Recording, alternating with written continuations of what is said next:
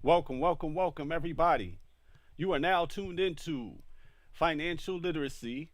Well, let's say the whole thing. Wealth Builders Financial Literacy TV. So I want to say Rahubat Moisar, Assalamu alaikum, Namaste, Shalom, Hotep, peace and blessings to all those in the world. So this episode is part for my YouTube live stream audience, and this is also part for Philly Cam, which is community access station. Excuse me, I lost my mouse. Which is a community access station that publishes some amazing programming. And I wish to add some financial literacy to that. So that's what I plan on doing here today. And hopefully I can enlighten you all some. Yeah, over the last, I would say, probably about maybe 18 months, really, but I would say 2 years, give or take, 18 months specifically, I decided to really delve into financial literacy and also a bit more into personal development, which has been part of my mission for years. And it's been a very interesting and entertaining journey, all in all. And I really say, though, that I wouldn't give it up for the world. I'm glad that I'm taking this journey into financial literacy, into gold acquisition, into true wealth accumulation. And so that's what I hope to kind of share with everyone and teach everyone is a little bit more about that. I think the first thing we should talk about is why financial literacy is important. And there's a lot of different reasons. I could do a whole stream about that, obviously. But the key reason we're going to focus on tonight, why financial literacy is important, is the devaluation of our dollar, no matter what country we live in. The devaluation of our dollar is continuing to happen, and it's happening recklessly, and there's no way to keep up with it with the method that they give us, work. And so basically, as we say in Wealth Builders Worldwide, you can't keep up with the exponential inflation with a linear income. So one thing I want to tell you all is that part of the part of the main thing I think that's important about financial literacy is coming to the understanding of the dollar, understanding that it's a scam, understanding that it was created by a bunch of crooks.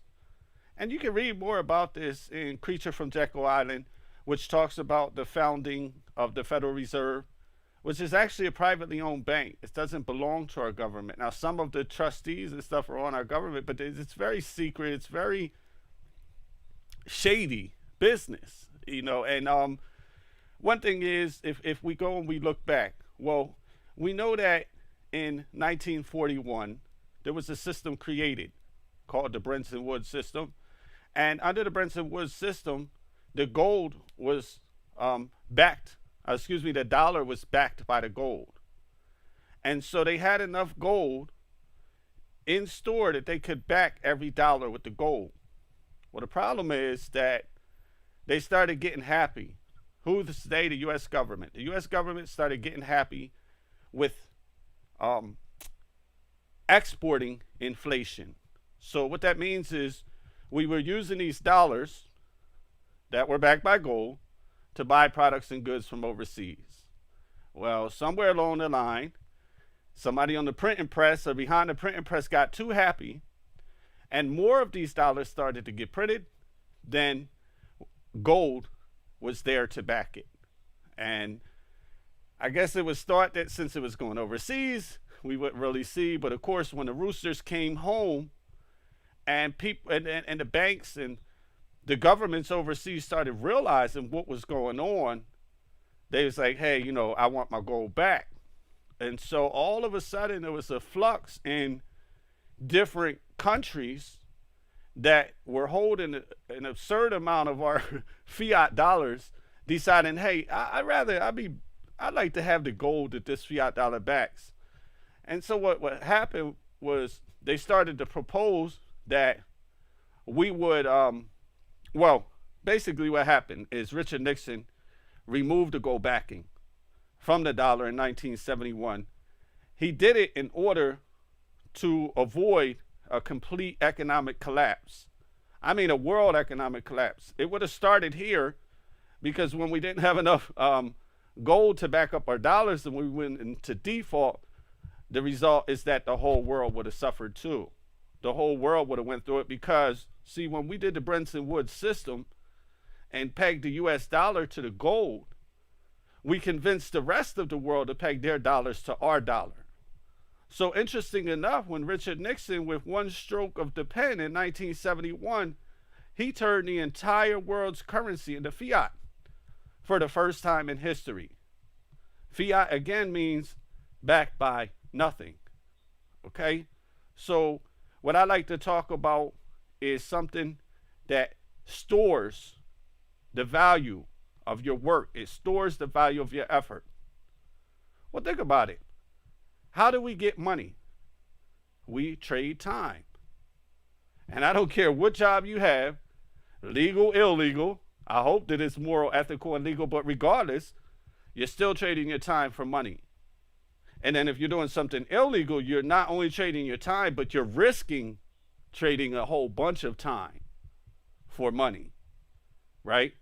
So what happens is ultimately we trade our time for this thing we call money. The only issue with that is we don't get none of our time back. We sell the time, the most valuable commodity that we could ever have. We sell it with no way to get it back. So, at the very least, what we want to do is we want to find some kind of store of value that will store our labor so that in the future, it's worth as much, if not more than it is today. And that's the key. That's the basic keys to financial literacy. But there's a few others. Let's go on to two. So again, I lost my mouse, guys. Sorry. Let's go on to a few others. Pay yourself first. So one of the primary keys to financial literacy, we call it pay yourself first. Sounds crazy, right? Well, the reason it sounds crazy is because we're not used to the idea of paying ourselves. We made it okay to pay everybody but ourselves. You don't find that interesting? You don't find that troubling? That you don't mind paying everybody in the world but you? Well, I think that we should pay ourselves first. And so that's what we teach. And that's what's taught in The Richest Man in Babylon. So I would say one of the fundamentals of basic financial literacy on a personal level is that you pay yourself first. So let's define what that means. Pay yourself first means a part of all you gain is yours to keep. A part of all I gain is mine to keep. And I deserve it more than a utility man. I deserve it more than a mortgage. I deserve it more than Rentway, Rent-A-Center, car note. It's my money. So before any of them get a dime, I pay myself. They gotta wait. Now, I'm not saying to mess your bills up, but until you start to pay yourself, you'll end up all the way at the finish line, broke, and not know how that you got there, like so many people do. And so the trend now is that we're leaving behind debt instead of wealth. We're leaving behind shame instead of legacy. It's very sad, I would say. I mean, what do y'all think? I think it's pretty sad. So there's a way we can avoid that. The way we avoid that, as like Miss Valerie Best says, we dig our well before we need our water. Kind of like the doomsday preppers, right? Everybody thinks they're nuts or thought they were nuts until this coronavirus. Well, guess what? The doomsday preppers are right. The preppers are right. And what I'm suggesting for people to do is not so much different than what the doomsday preppers do. I'm suggesting that you take that money that you're blowing. Excuse me, y'all. I'm getting an incoming here. Let me see if I can decline that real quick. Okay. Yeah, so I'm back, y'all. Sorry about that. So, yeah. So basically, the idea is we take that 10%, we pay ourselves first. But like I mentioned, if you don't find something to pay yourself into that will hold your store of value, you're still going to be losing money. And that's why some of the savers are still losers. They have the discipline to save, which is great, but they don't know where to put the money. Why? Because there's been a purposeful mismanagement and overall obliteration of financial literacy within our educational institution. And, of course, we've been taught to be better consumers. Buy, buy, buy. You run out of more money, you borrow and buy, buy, buy. And if you don't think that it's set up for us to buy stuff we don't need, why do they have accounts for Rentway, for Rent-A-Center, for all these furniture stores? This is stuff you don't need. This is not essential. This is not a house. This is not a vehicle. They want you on crap. Amazon got a credit card where you can buy crap. Buy, buy, buy, right? But here's what you have to realize with the buy, buy, buy thing. Money is always moving. And it only goes in one direction at a time. That means it's coming from the spender and going to the seller. It's coming out of somebody's hand and going into somebody else's hand. Every time you spend $1 anywhere, you're voting for that product to stay in existence. You're voting for the CEOs of that company to get cushy bonuses, even if they jump out before the company goes bankrupt and all the employees lose their jobs. Every dollar, every portion of your energy that you turn over, it's deep, right? So I'm just hoping that some of these things will fall into place. But what do you do with the money you pay yourself first with? Somebody asked me that. That's a good question. Well, one thing you can do is you can eventually invest it. Now, real quick, I'm not a financial advisor. And anything I tell you on here today is speculation. But what I will tell you is this: I'm glad I'm not a financial advisor, because it does allow me to recommend you to get gold, some 24 karat gold. Now, me, I work with and I acquire gold through Karat International, but you get gold wherever you want. Gold is gold, baby. But I'm not talking about 14 karat, 10 karat. Not talking about the fake stuff. No offense. I'm talking about real, pure 24 karat gold. And this particular gold that I get is LBMA certified from the London Bullion Market Association. And so, but like I said, the idea is you want to put your money into something safe. Now, when we talked about investment, let's go back to investment. We talk about investment. Well, what's a good investment? I would say cryptocurrency. Nothing has outperformed Bitcoin over the last 10 years. Nothing. No stock has outperformed Bitcoin. And Bitcoin lost half of its value since its peak. And still nothing's outperformed Bitcoin. But there are some other coins out there, because one thing you want to do, if you can find coins that have a backing, a cryptocurrency that's backed by a hard asset, a cryptocurrency that's backed by an ecosystem. I know of such a coin. I'm not going to say it on here because we are on television. I don't want to get me or anybody else in trouble. Of course, I do put my phone number at the end of this and my email in case people do want to learn more. But that's neither here nor there. That's not what this is for. This is to help wake people up and teach y'all that getting wealthy is simple.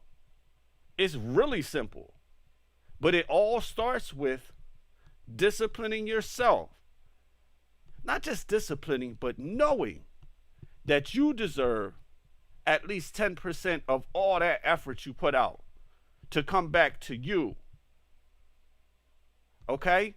Now, when you take this and you want to do something with it, like I said, cryptocurrency is a good area. Now, like I said, since I'm not an investment advisor, I'm not going to tell you about how to grow your money. But the idea is that's what you want to do. You want to grow your money.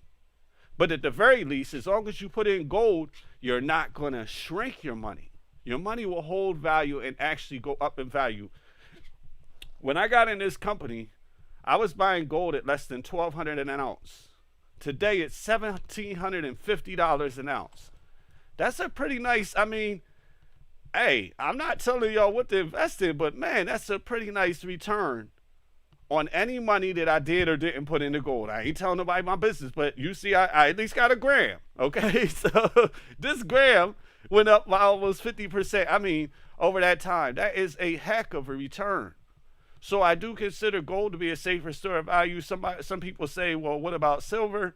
Silver is good, but do you know how much weight in silver you need to equal this 1 gram of gold? Do you know how much silver you would need to equal a pound of gold or a kilo of gold? I don't want to carry all them coins. I want to slip that kilo in my pocket. I got 50,000 in this pocket, 50,000 in this pocket. I'm just keeping it real. It's more compressed, it's concentrated, it's more value. For instance, you do know that silver is a semi-precious metal, and gold is a precious metal.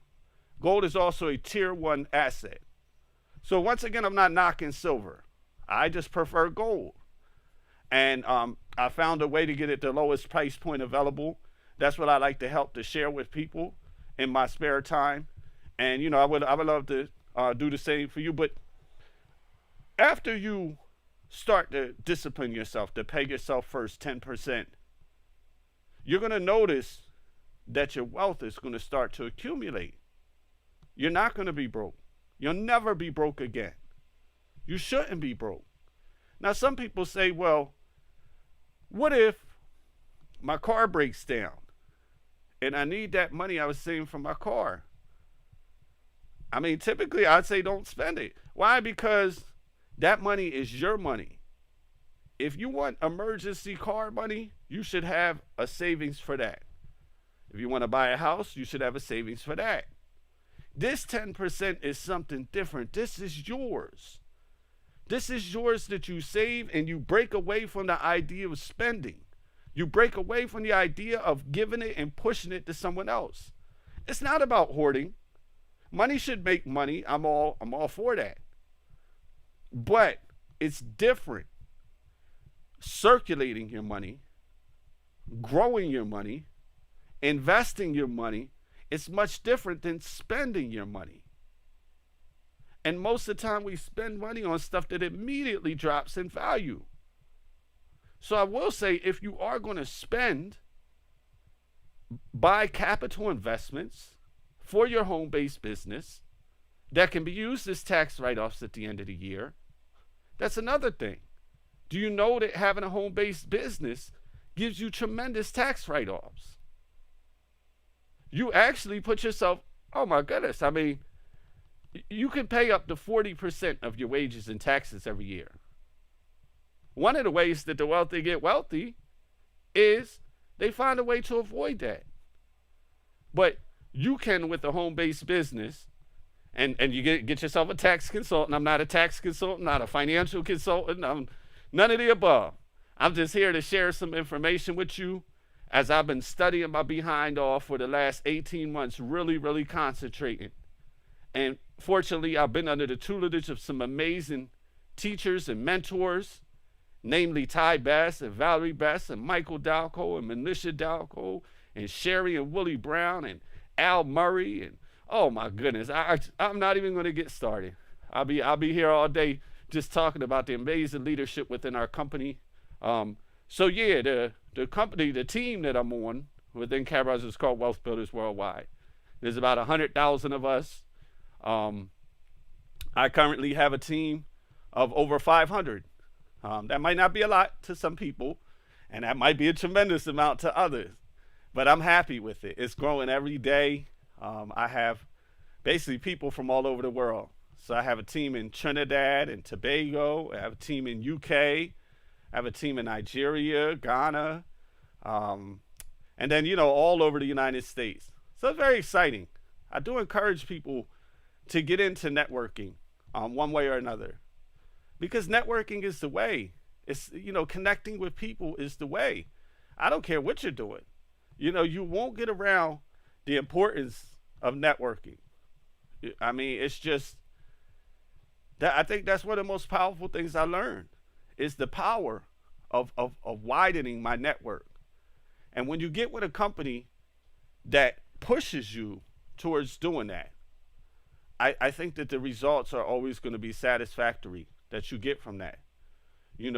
Because it definitely is going to take you outside your comfort zone, but it's also going to put you, when we were talking about money going from one place and going to one place, what takes you from the one place that money is coming from and puts you into the one place that money is going to. And so that's another key.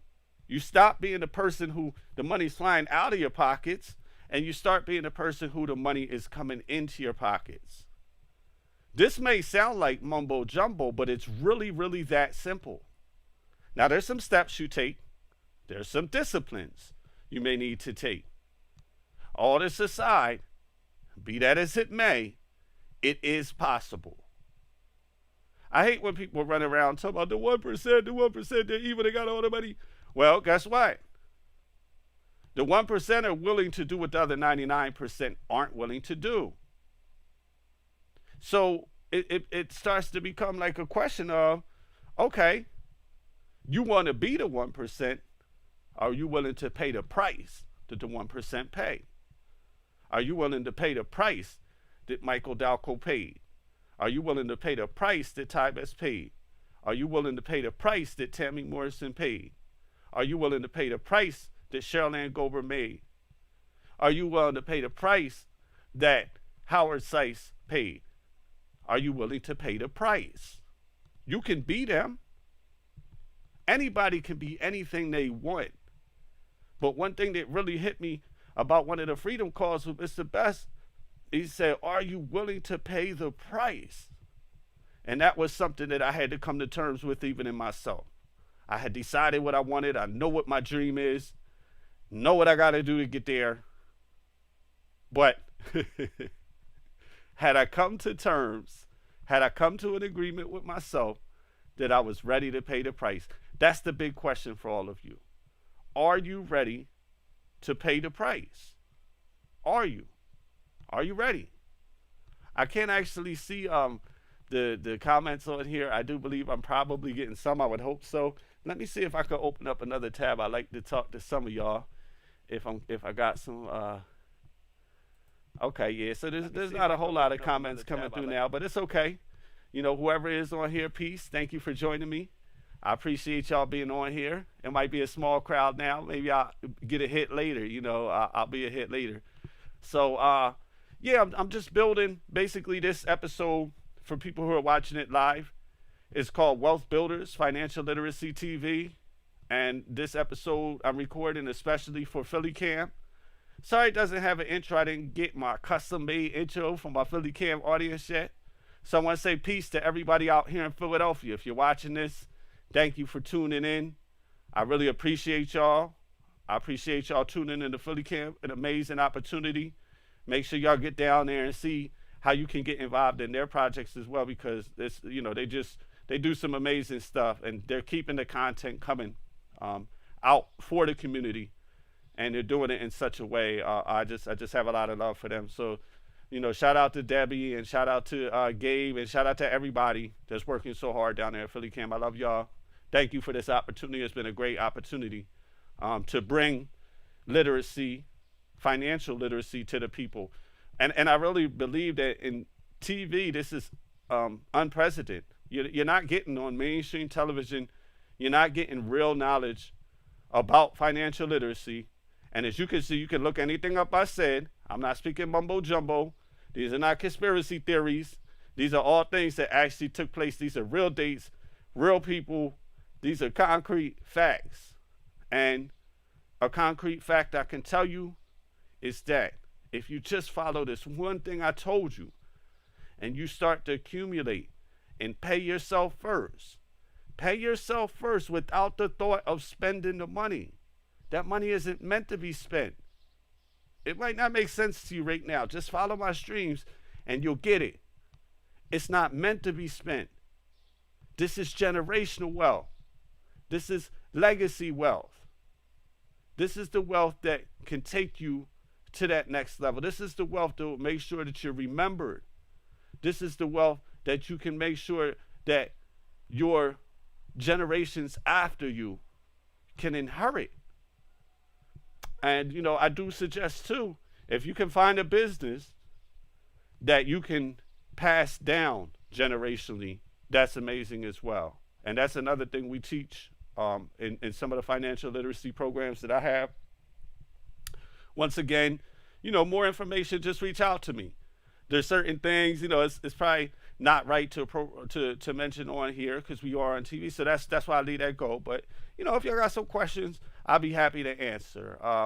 One thing I want to tell y'all is this. The fact that you're watching this is a step in the right direction. The fact that you care about your own economy within your home is a step in the right direction. And now it's like, what's next? What's next? Are you willing to discipline? Are you willing to cut out some of the things that maybe you don't need so you can build legacy? So you can build generational wealth. This ain't just for you. Think about it. If you ask most people why they're working, they say they're doing it for their kids, their grandkids, aunts, daughters, cousins, whatever, right? They're doing it for someone else. So what do you want to leave behind? Do you want to leave behind debt, or do you want to leave behind wealth? And it really simply is a choice. But the choice starts with, and of course this first session that I'm really going in on is about paying yourself first. So that's what I'm going to call this episode, is pay yourself first. It says it's the secret to team building. It shouldn't be called that. I think that I had labeled this beforehand. So my YouTube video, people just bear with me. I'm going to change the title to be more appropriate. And for my audience on television, once again, it's just a pleasure to be here. It's a pleasure to be in front of you. It's a pleasure to be on the television set. It's a pleasure to be able to give you real financial literacy. So 2 things that I want to review. 1, pay yourself first, at least 10% of your money. Number 2, store your money in an appreciating asset that will not lose value over time, that will go up in value. Precious metals are a great way. I prefer gold. You go whichever way you want to. But you definitely, it's fair to say almost anything is better than a regular dollar, than a regular fiat. So I hope that all of you can take something from that. Pay yourself first and make sure that you convert or exchange your depreciating liability of $1 into some type of appreciating asset that will store the value of your work effort, of your time, of the most precious commodity in the world, the thing that you never regain, the thing you never get back, the thing you never get more of, the thing you never get to rewind, and the thing that you can't buy, not even the wealthiest person in the world can put another minute in a day. We all get 24 hours a day. So maximize your 24 hours. How much of your 24 hours are you putting into income producing activity? How many of your hours are you wasting away? Don't kill time, because it's something you're going to want more of when the end comes. And I'm giving y'all some real stuff. With that being said, hope I ain't spooked y'all out too much. I love y'all. I want y'all to have a blessed day. And, whatever time you're watching, thank you once again. This is Kansu Hotep Batum, and you are now tuned in to Wealth Builders Financial Literacy TV. Ah, woo!